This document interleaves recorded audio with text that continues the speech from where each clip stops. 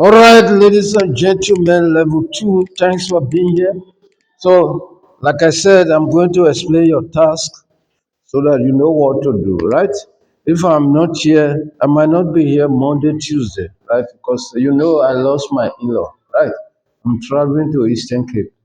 So, while I'm not here, you can work on your task, right?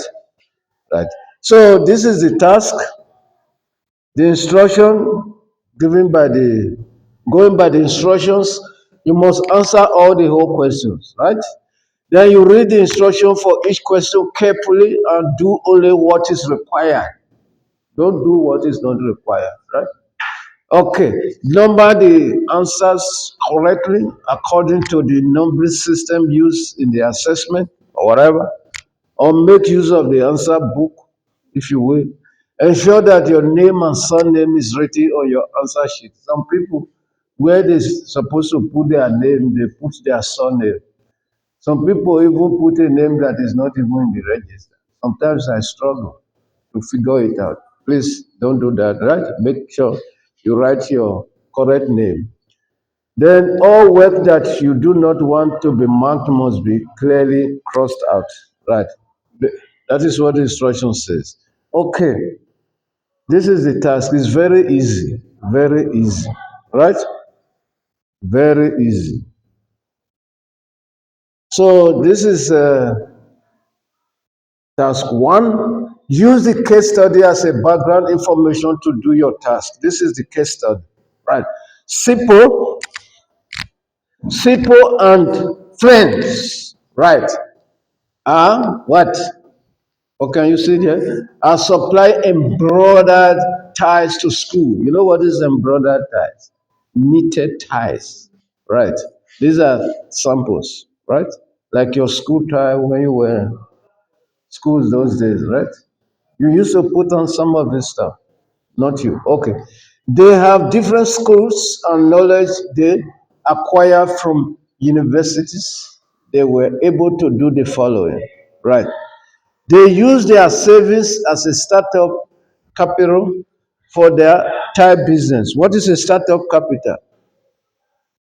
What do you understand by the concept, by the word startup capital? The money that's required, you need to start your business. Right.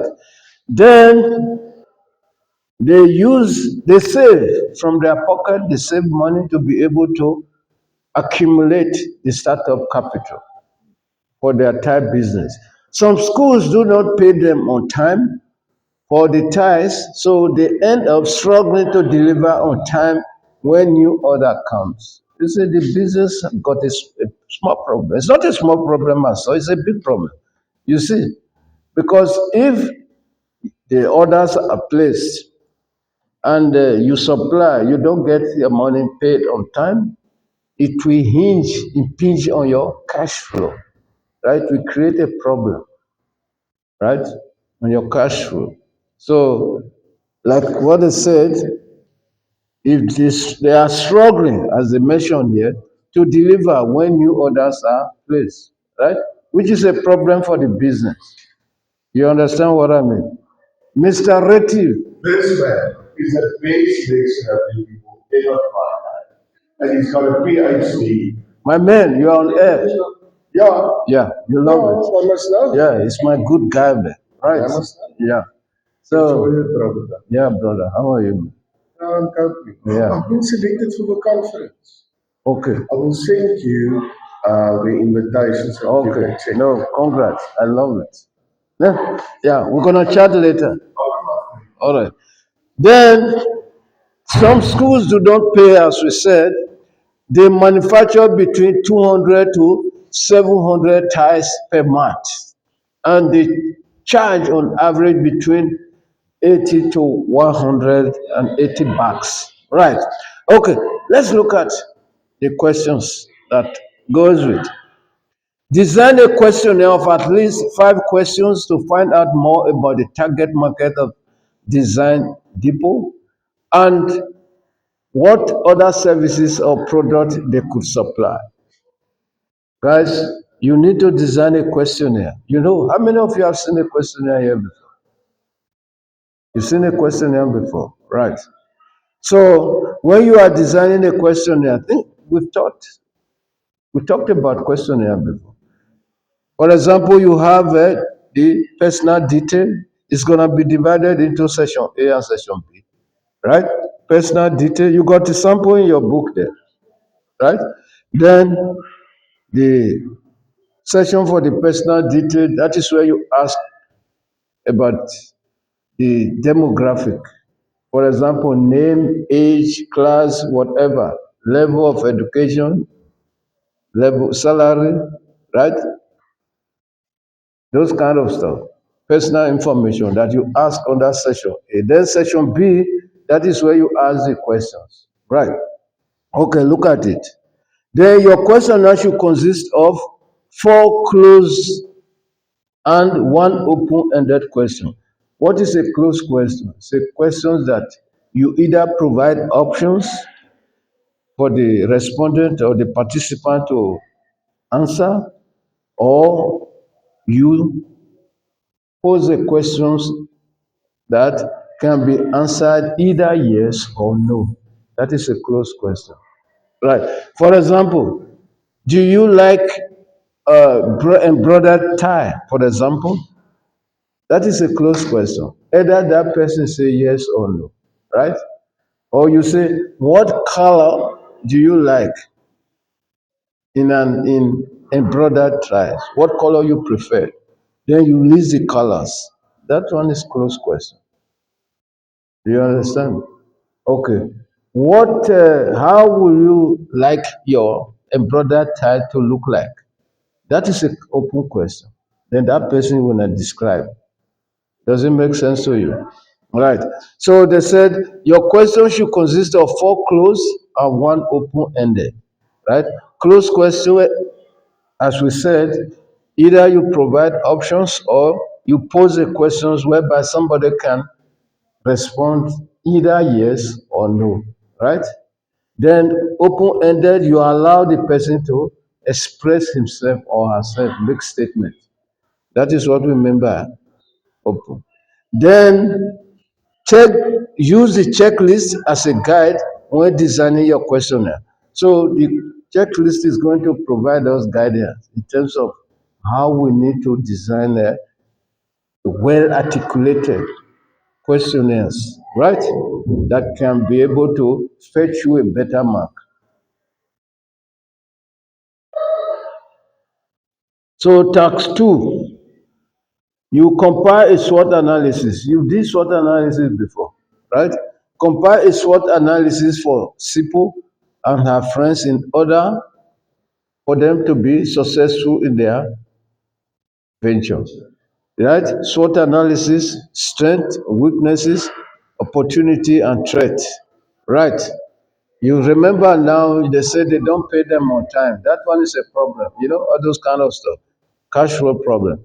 Then draw Maslow hierarchy of needs to include or to indicate Sipo and her friends, right? Which need customer want to satisfy. You know, Maslow hierarchy of need. You got it in your book, right? You draw it. Then mention four ways in which they can, or let me take it again. Mention four ways in which they can market their business to get new clients. How will they be able to promote their product, right? How will they be able to reach out to new customers or being able to acquire new customers? You can even use the four P's to do this one. You know the four P's. For example, the product must be of good quality because if the embroidered ties are of good quality, of course, people will be interested, right? If the price is reasonable, they're gonna be interested. If they can advertise, market their product, you know, either through TikTok or whatever media they can use that they can afford to reach out to schools, right? Of course, they will be able to gain more customers, right? Then you can talk in terms of distribution, right? If they can be able to improve on their distribution, right? Delivering reaching out to other schools that are not only within, right, that vicinity. If they are able to reach out to other schools, then they will be able to gain more customers, right, to buy the product. Is it difficult? Now, yeah, we're gonna show you there's a checklist. Okay, you look at the checklist. This is how you're gonna be assessed, right? We are going to assess you based on the criteria.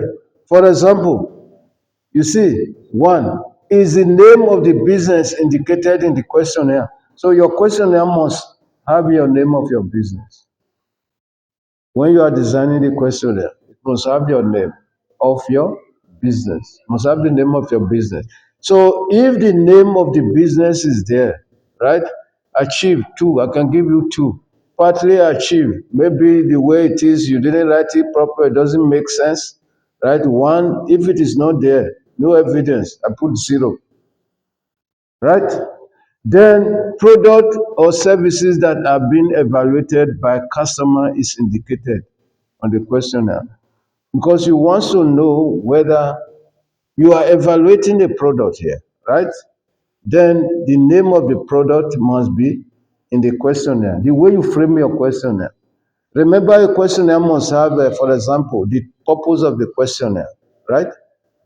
Then, then from after the purpose of the questionnaire, then you have section A, where you ask uh, questions relating to the demographic, or we call it demographic information, right, of the respondent. Then section B, that is where you ask the specific questions. Remember, they said, giving the instruction that there must be four, right?